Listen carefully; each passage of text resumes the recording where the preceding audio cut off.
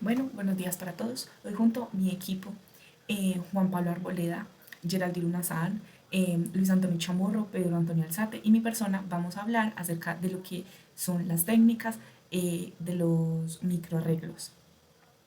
Bueno, resulta que em, los microarreglos están basados en la hibridación de los ácidos nucleicos y estos permiten hacer como el análisis, un análisis comparativo y simultáneo de cómo se van expresando ciertos genes de un solo experimento.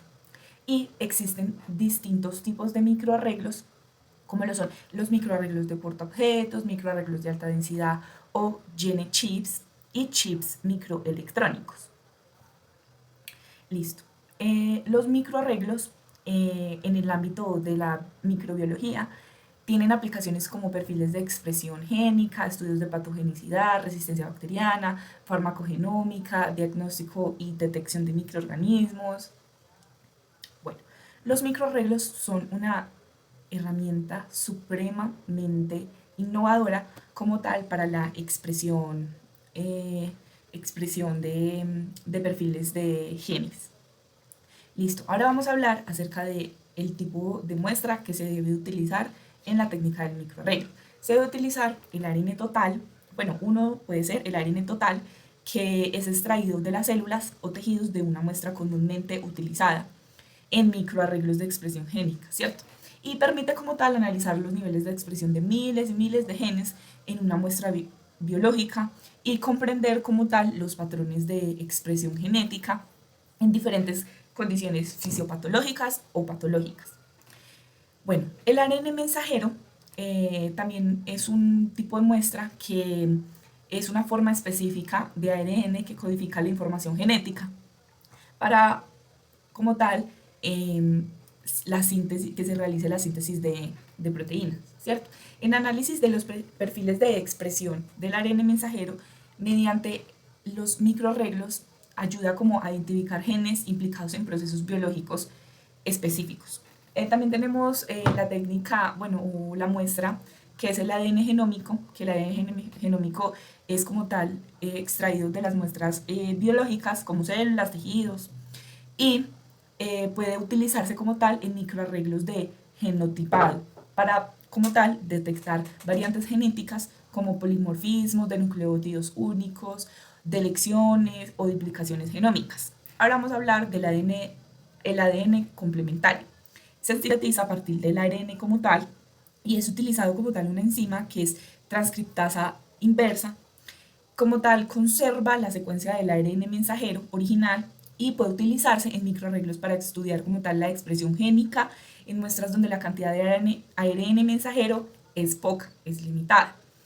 Ahora vamos a hablar acerca del ARN metilado, que pues este es importante para los estudios epigenéticos y de cierto modo lo que busca es convertir la citosina no metilada en uracilo, ¿sí? Y pueden utilizarse en microarreglos como para estudiar la metilación del ADN en regiones específicas del mismo genoma. Hola, mi nombre es Juan Pablo Arboleda y les hablaré sobre la desnaturalización del ADN por medio de la técnica de microarrays. La tecnología de microarrays es una tecnología en desarrollo para estudiar la expresión de muchos genes a la vez. Consiste en colocar miles de secuencias génicas en lugares determinados sobre un portaobjetos de vidrio llamado chip. Una muestra que contiene ya sea ADN o tenga ARN se pone en contacto con este chip. El apareamiento de las bases complementarias entre la muestra y las secuencias de genes en el chip producen una cantidad de luz que se puede medir. Las áreas del chip que producen luz identifican los genes que expresan como tal esa muestra.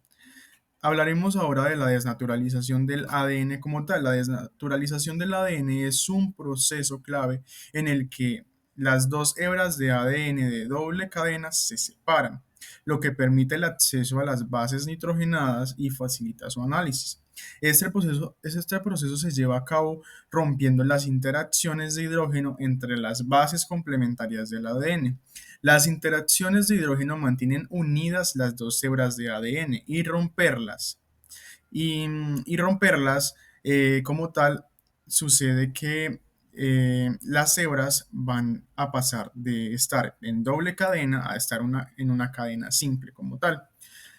Esto requiere de ciertos pasos, realmente solamente son dos, que es el calentamiento y el enfriamiento rápido. El calentamiento, durante esta etapa, la muestra de ADN se somete a altas temperaturas, generalmente entre 95 y 100 grados Celsius.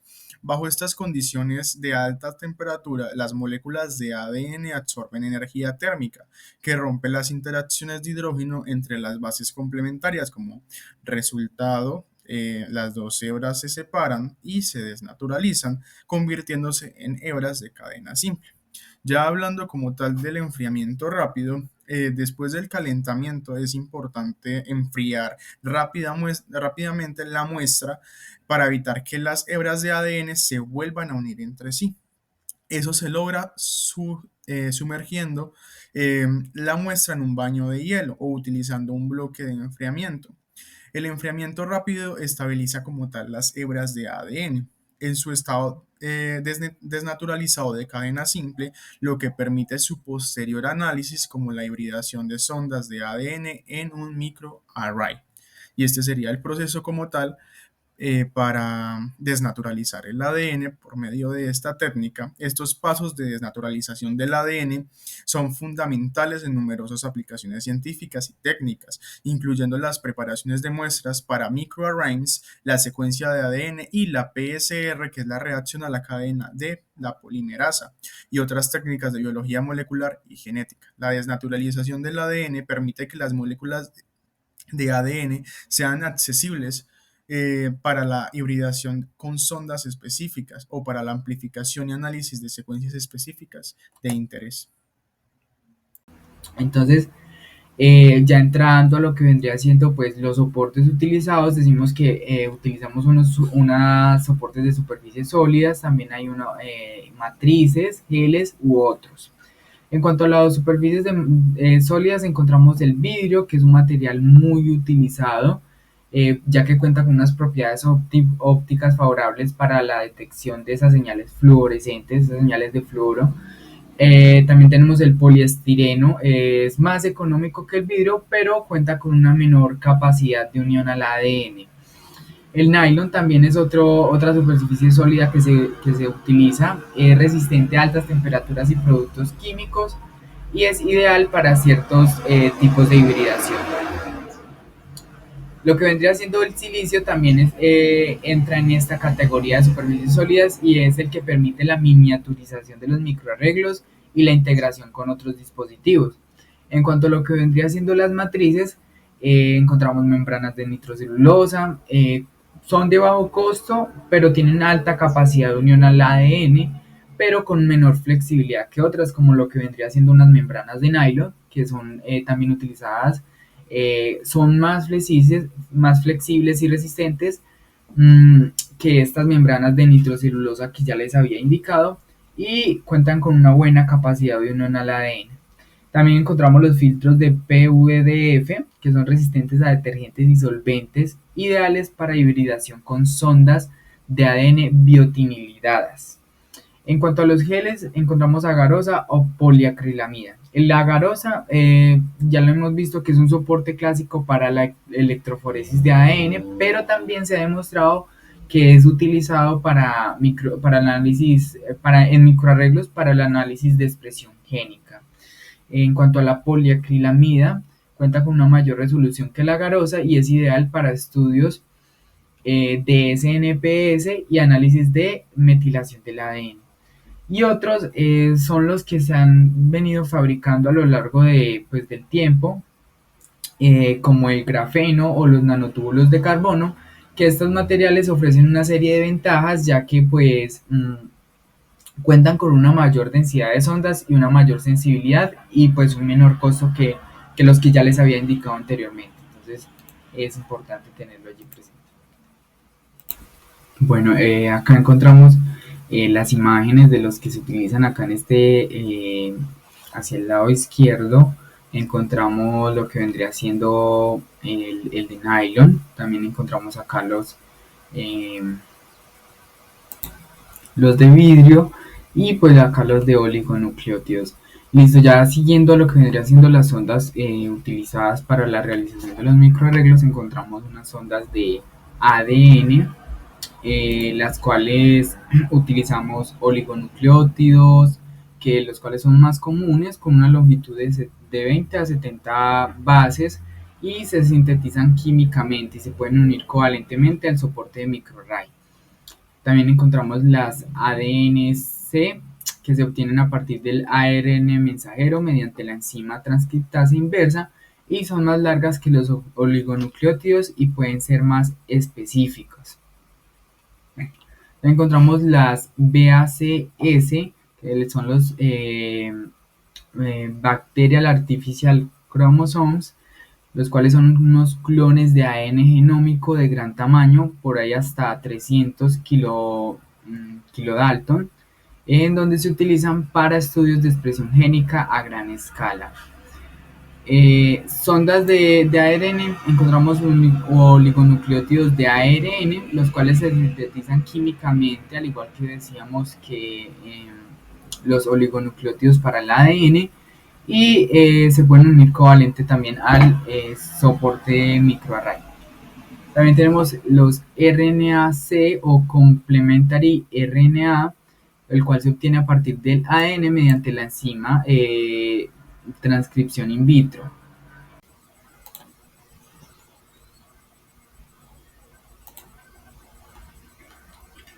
Bueno, en cuanto al número de sondas utilizados para la realización del microarray, en cuanto a lo que vendría siendo las sondas de proteínas, encontramos anticuerpos o aptamers.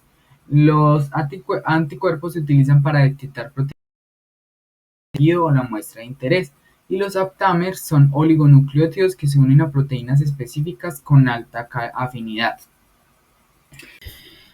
Bueno, ahora vamos a hablar de la marcación de la sonda. Este marcaje se realiza mediante una síntesis de reacción enzimática del ADN complementario de cadena sencilla. Los procesos más realizados indican que esto se realiza en 4 pasos. En el primer paso se va a tomar el ARN total y se va a mezclar con los deoxirribonucleótidos poli-T y un conjunto de hexámeros al azar que van a permitir que estos reconozcan su sitio en el ARN mensajero. Luego se van a agregar los otros deoxirribonucleótidos que serían de citosina, de tiamina, de guanina, de adenina y una porción de uracilo. Esa porción de uracilo es la que va a tener un componente fluorescente, es decir, un fluorocromo que generalmente se utiliza de cisteína 3 y cisteína 5.